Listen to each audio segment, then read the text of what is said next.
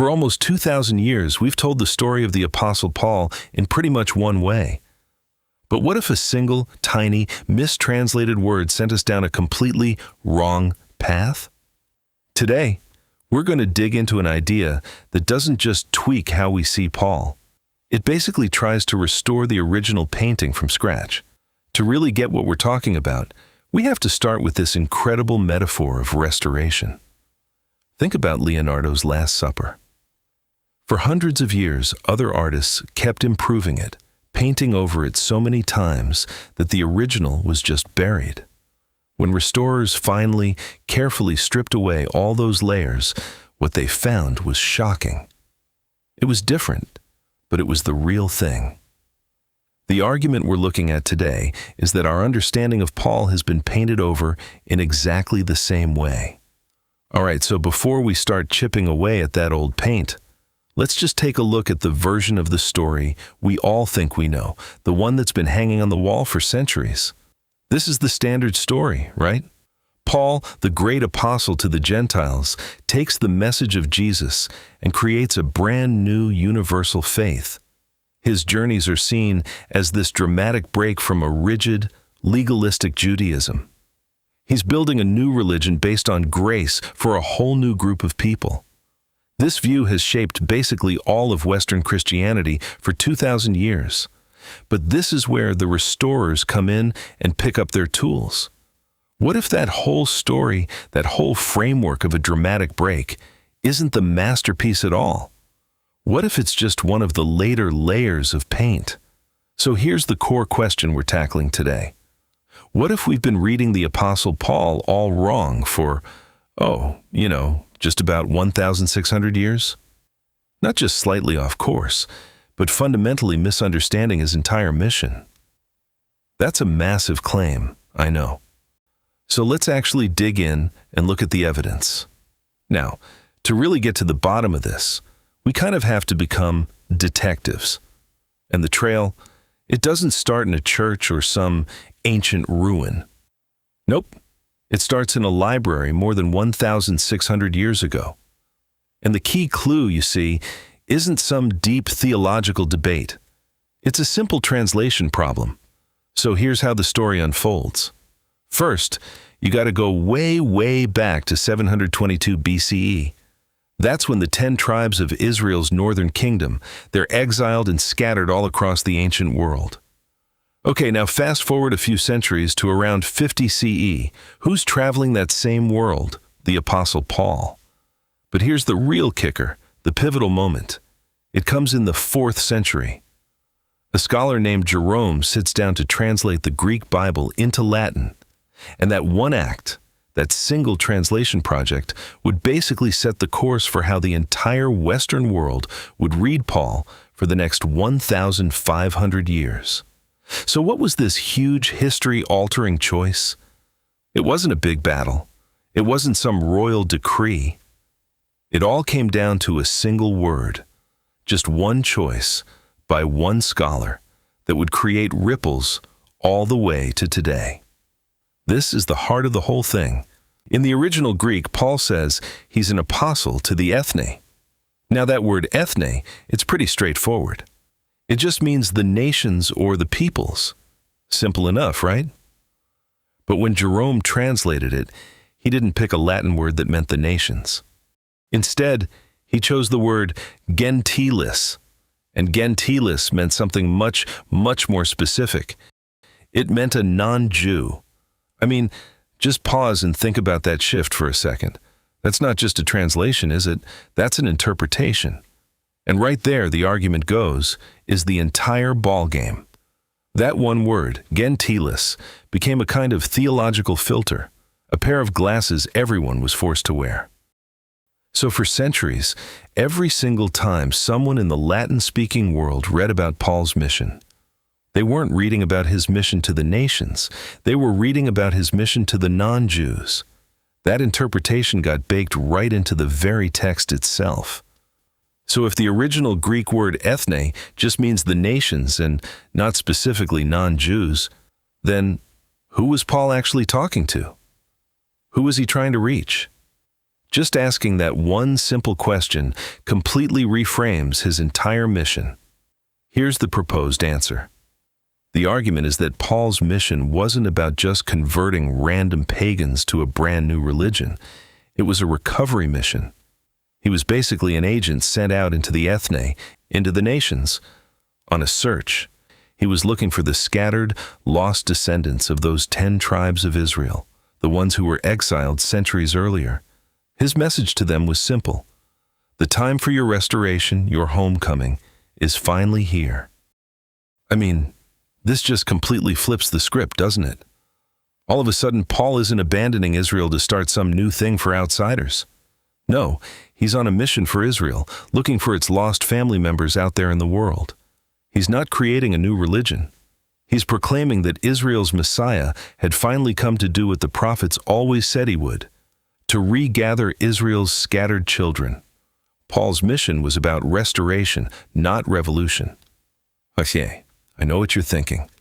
A claim this big, it's going to need some serious evidence. So let's do that. Let's dive into the historical and textual clues that unlock what you could almost call Paul's secret code. So the case is basically built on these 5 key pillars. Think of them as the core evidence. First, you've got the translation problem, which we've already touched on. Second, there's what's called the restoration framework. The point here is that Paul isn't talking about building something totally new. His language is all about restoring something old that was broken.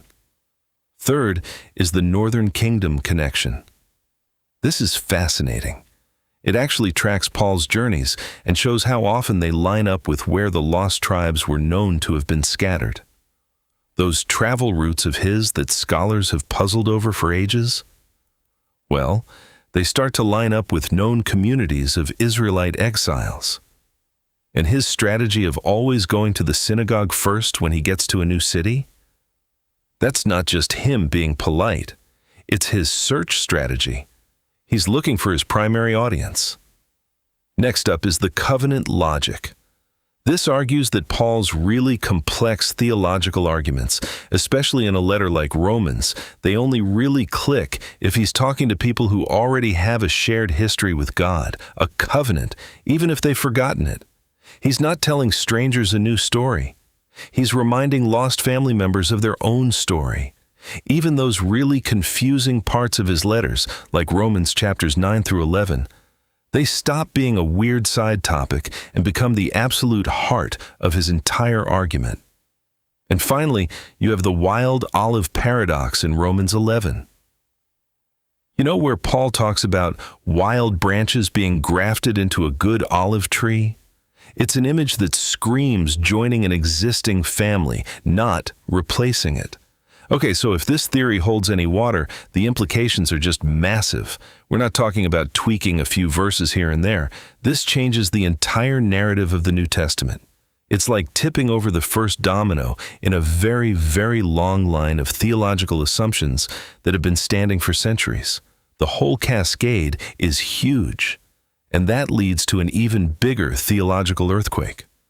A doctrine that's been a cornerstone for a lot of Christian denominations, something called replacement theology, it starts to crumble. So what is replacement theology or supersessionism? It's basically the idea that the Christian church has replaced Israel in God's plan.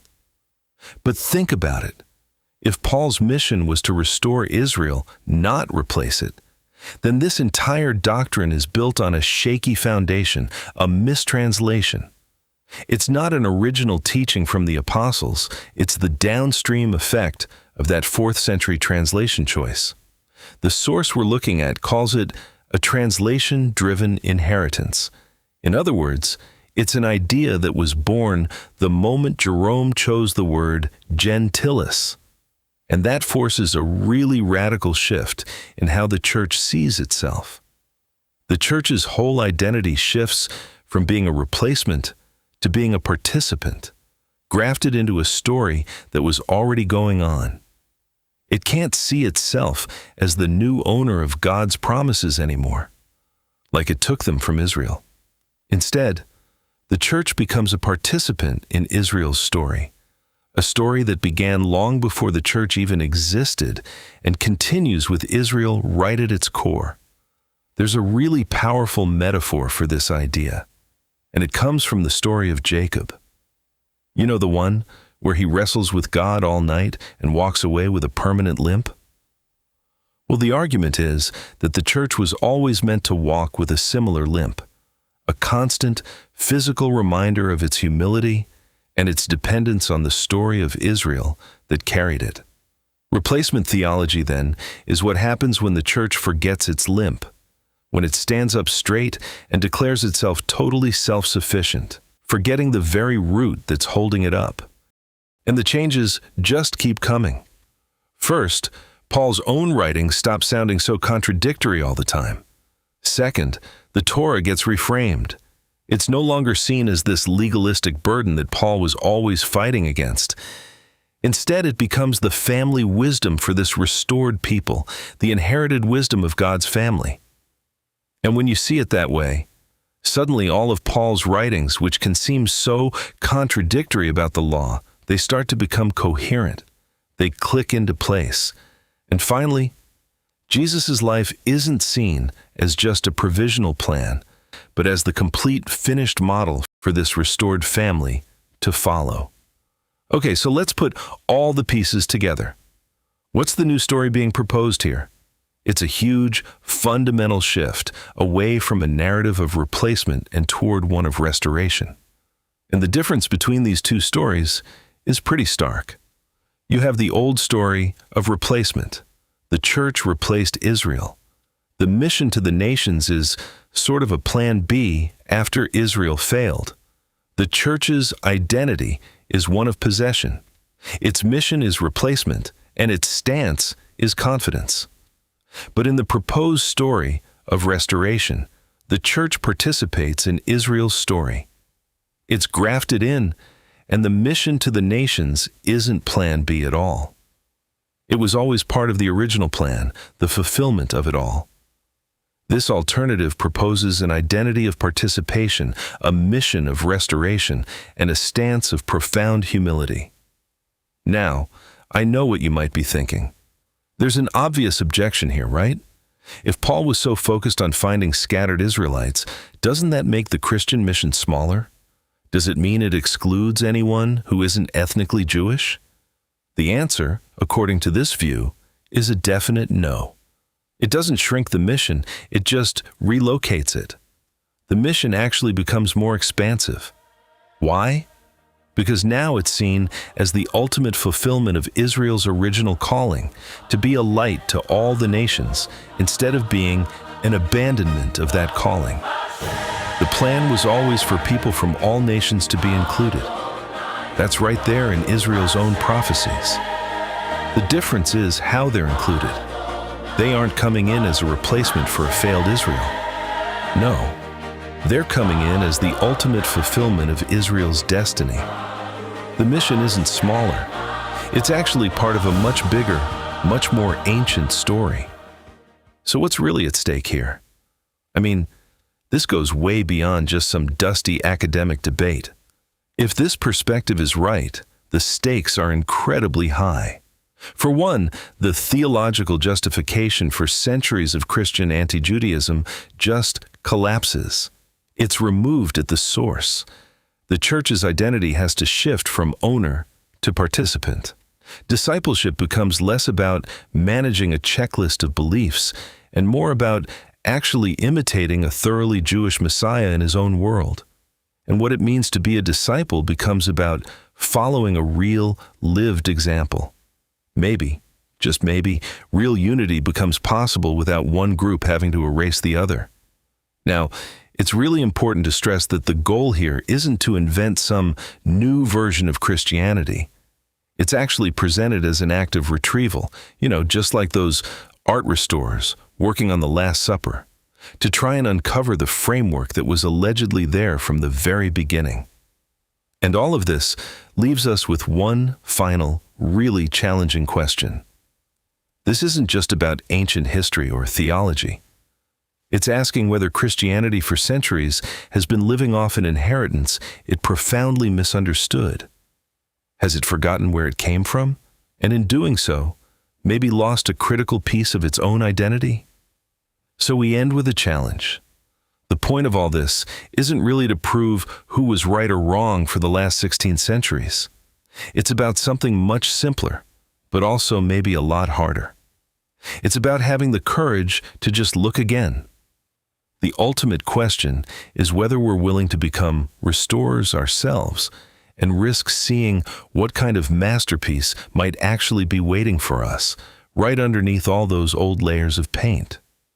So the final question isn't whether we've been wrong. The question is, are we willing to look?